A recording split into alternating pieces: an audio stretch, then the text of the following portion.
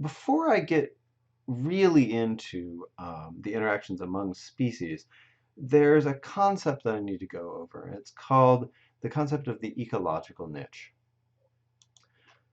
You can think of a niche in a couple of different ways, and you'll often see it written about in different ways. So I want to clear up some confusion here.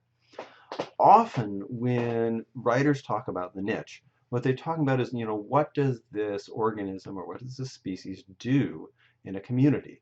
Something like talking about somebody's job, what they do in society. Um, I'm not going to use that definition. When I'm talking about the niche, what I'm going to use is a much more kind of specific definition. I'm going to use the term niche to refer to the set of the environmental factors that an organism needs in order to survive and reproduce. Now, these two definitions of the term are linked. Organisms that do a particular job in a community or that make a living in a particular way usually need a particular set of environmental factors. Okay, but knowing about the environmental factors that an organism needs to survive and reproduce is, frankly, generally a much more useful concept. So let's look into that using an example. This is an intertidal anemone called Anthopleura elegantissima, and it needs certain environmental factors in order to survive and reproduce. It needs things like food, it needs water, it needs to be at the right depth in the ocean has to be the right temperature, the right salinity, and so forth. So for example, if you have one of these green anemones out on the rocky coastline, they can survive out of water. You can see that when the water goes out, you have some of these anemones pull themselves in, and they can actually keep water inside themselves pretty well, so they can be exposed to the air for a long time. But if they're too far up above the tide line, they're exposed for too much of the day, and they're going to dry out. They can't get food when they're tucked in and pulled in on themselves either, so they're not going to be able to get much in the way of nutrition. On the other hand, if they're too low below the low tide line, it never gets enough sunlight. And this sea anemone largely makes its living from endosymbiotic photosynthetic bacteria that live inside its tissues. That's why it's green, is because of the chlorophyll that's in those bacteria. So there is a range of, in terms of the position on a coastline, that one of these anemones can occupy. It can't go too high, and it can't go too low. So its ability to survive is best, somewhere here in the middle, and you'll find a few anemones out here to either side. Okay, so this is one variable, one factor in the environment, which is important for the green sea anemone, depth below the high tide. There are others. These sea anemones can only tolerate temperatures that are above a certain value and below a certain value. Okay, and so if you were to make a graph, you could put depth below high tide on one axis, you might put temperature on another axis, and where do you find sea anemones? Only in that place where both of those factors are at values where the sea anemone can make a living. Okay, so it can only tolerate values in here. Even though this area is at the right temperature, you won't see any sea anemones in areas that have these environmental factors because it's not deep enough. It's not close enough to the low tide line. Over here, the temperature is right, but it's too deep, and so on. You can keep adding factors because any organism needs lots of environmental factors to be in particular ranges so that it can survive. And when you add all those up, you end up getting a diagram, if you were to add them up, that would look something like this. There's some area here where all of these different factors intersect, where a sea anemone can get, it's at the right depth, it's at the right temperature, the food is present, and so forth. And this is the only place in this multi-dimensional space, describing all these different environmental factors.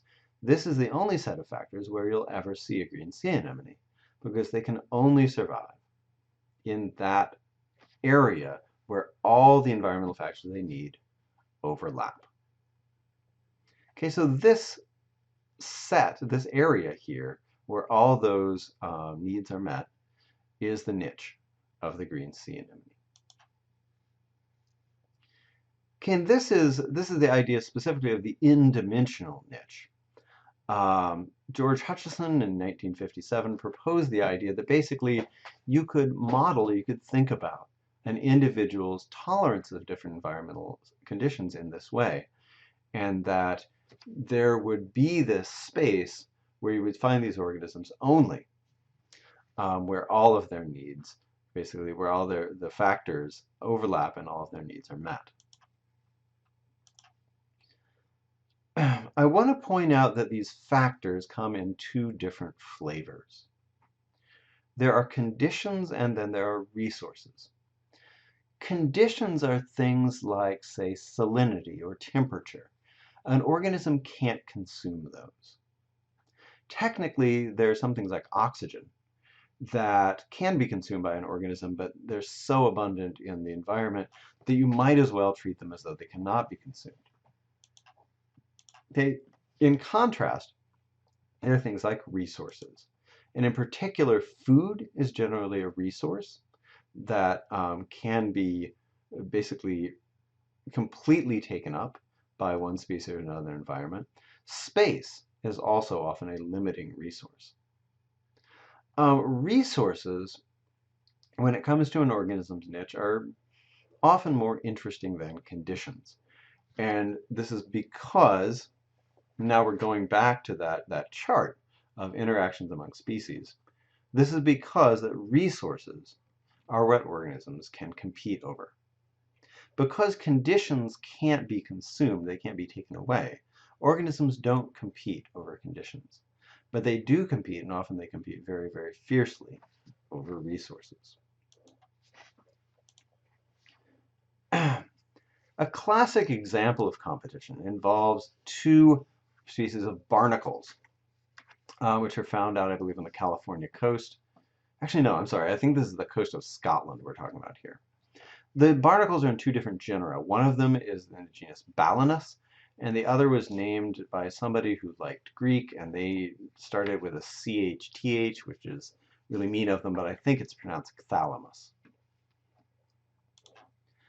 Balanus can settle as a larva along this very broad range of depths.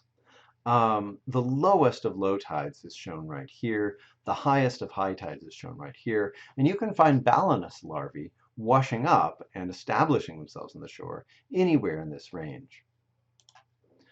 Cthalamus is more limited. It only gets down here as far as the mean tidal level, but its larvae can settle way up here at the very, very height of the rocky intertidal zone. Here's what's interesting, is that Cthalamus is killed by desiccation once it gets up above around about here. So at these very, very high areas, yeah, you can find larvae settling, but really they're not going to survive. Balanus is killed by desiccation slightly lower. So you'll sometimes see it showing up here near the spring high tide, but those individuals don't survive. When you look at where the adults are actually found, what's surprising is they don't tend to overlap. If you look at where the larvae settle, there's a huge overlap between this bar here and this one here. But over time, what happens is that the larger Balanus, which has an easy time establishing itself low in the intertidal, can overgrow and crush Cthalamus. And so it crowds Cthalamus out from this lower area down here. The larvae can establish themselves all the way down to this level, but in general they are squeezed out by Balanus until you start getting into the zone where Balanus can't survive, where it's too dry. Okay, so Cthalamus is more resistant to desiccation, but it's not as good of a competitor. Balanus is a very good competitor, but it can't go up here into this highest area on the intertidal zone. The point that I'm making here is that where we see these barnacles, specifically where we see Cthalamus, is not just governed by the resources and the environmental factors that it needs. Okay, all of its needs are actually met all the way down into here on the intertidal, or maybe even lower. But it is crowded out of part of its niche by competition. This brings us to a couple new terms that you should know. An organism's fundamental niche is where all of its needs are met if there weren't any competitors. So basically, if you're looking out at the landscape and you were measuring the conditions and you're looking at what resources are sometimes available in an area, these are the places that you would conclude that a particular organism can make a living. So for example, if you were to do experiments with Cthalamus, and you were to place larvae all along this intertidal zone, and you were to put, let's say cages over them so that nothing could come in and harm them, and so that you could keep track of them, you would see that they would be able to survive pretty deep into the intertidal. However, because of competition from Balanus, Cthalamus is restricted to a much narrower range, and that's its realized niche. So the fundamental niche is always bigger, or at least as big as the realized niche. The realized niche is some subset of the fundamental niche where an organism is not competed out.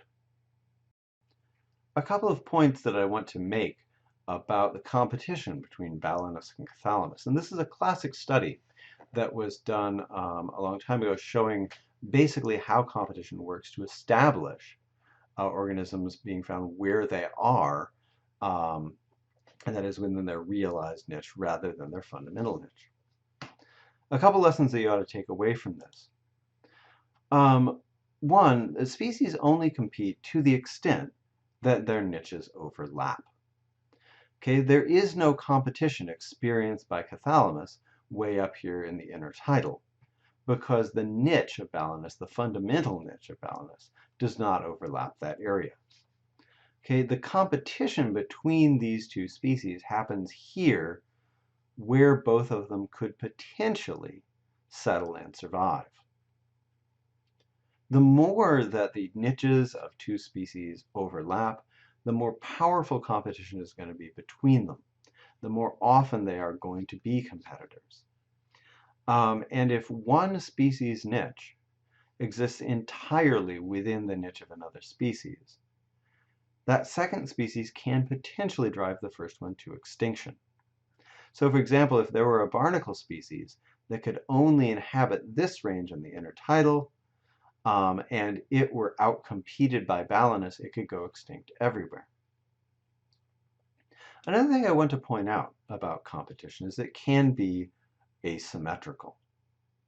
I defined competition at the beginning of this lecture as an interaction among two species that has negative effects on both of them. Okay, and that's true here, even though Balanus is a far superior competitor to Cthalamus. It would be easier for Balanus to make a living, to get established and grow, if Cthalamus weren't there at all. However, in the long run, Balanus is going to win.